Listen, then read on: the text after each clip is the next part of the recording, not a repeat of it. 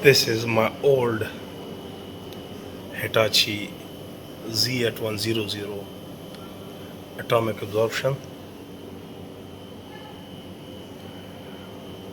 Quite a durable model. It is still working,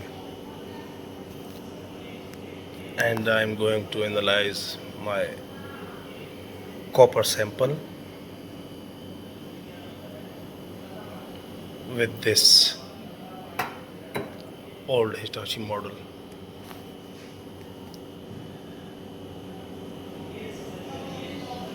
And you can also learn how to run this.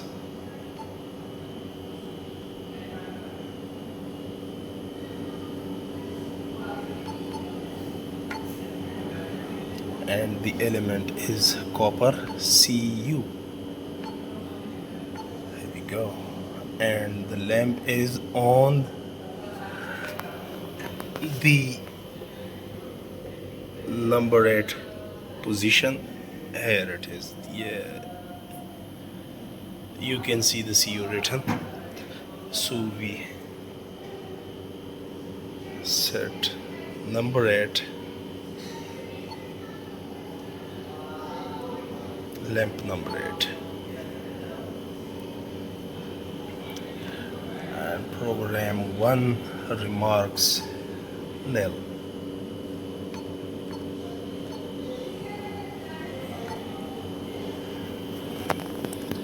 Then press alpha when you done with this window. Now go to analytical conditions. Here we only change some of the parameters, like fuel flow is 2.0, enter, and oxidant okay, burner height okay, calculation time okay, delay time, statistics yes, all this. Now measure mode is working curve, which is on number 2. You can see working curve is on number 2. Okay, signal mode, background correction okay, replicates sample blank, calculation, peak area for, and peak height is also on the number 2. Okay, slicing height 10% okay, concentration unit is ppm, enter, standard 1 is 0, 2 is 1, 3 is 2, 4 is 4, and 5 is 8 ppm. Still condition setting is running. I'm waiting for it to be ready. Now I'm initializing the flame. You can see it's very fascinating scene. Look at this. Yes.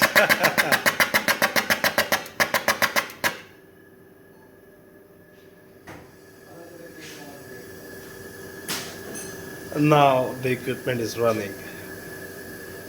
Let's see. Okay. I want to see that again. One more time. Please bear with me.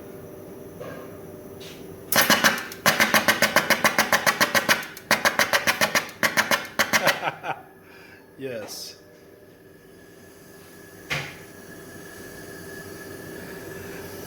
Now back to our analysis of copper.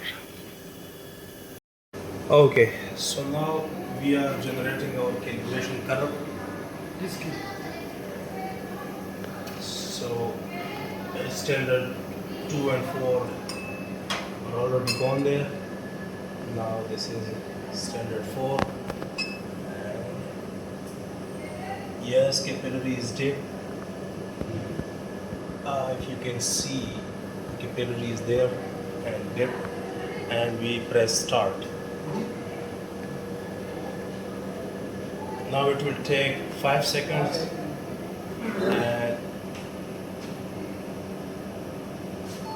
yes, absorbance is displayed on the monitor.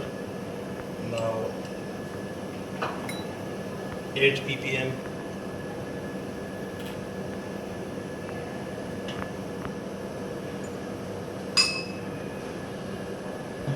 ppm solution, its absorbance. Now we'll check. YouTube पे डालनी है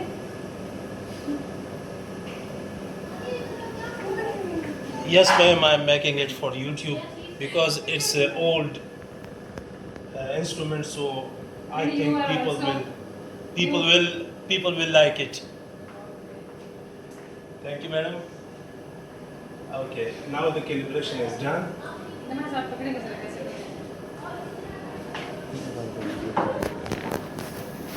Now we will see the calibration curve, how it is. Wow, great! Very good calibration curve. Straight line. 1 ppm, 2 ppm, 4 ppm and 8 ppm. That's great.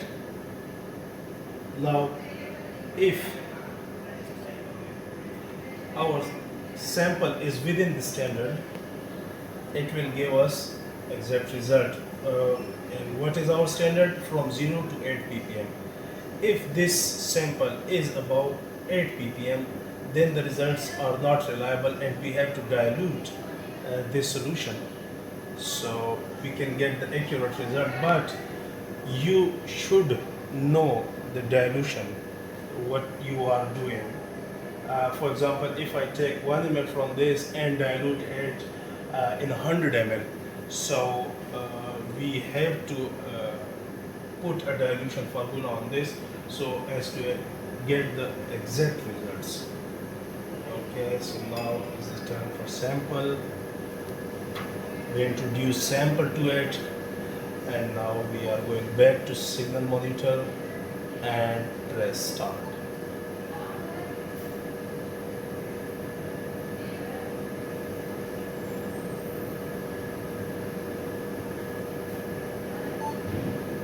Now concentration is very high, so we have to dilute this, and I will come back in a moment after diluting this.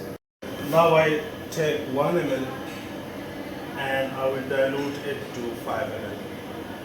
See, it is written 29.59 C, which means the concentration is high, above 29 ppm, and we have the calibration curves only for 8 ppm max. Now I dilute it and let's see what's the result. Okay, sample introduced. 3, 2, 1, 0.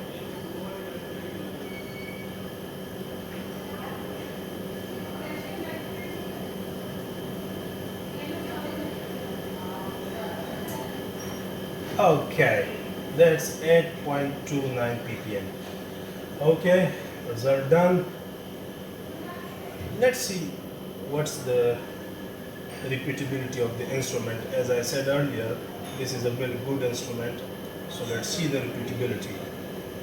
Once again, I introduce the same sample and check it again if it gives us near this result or not.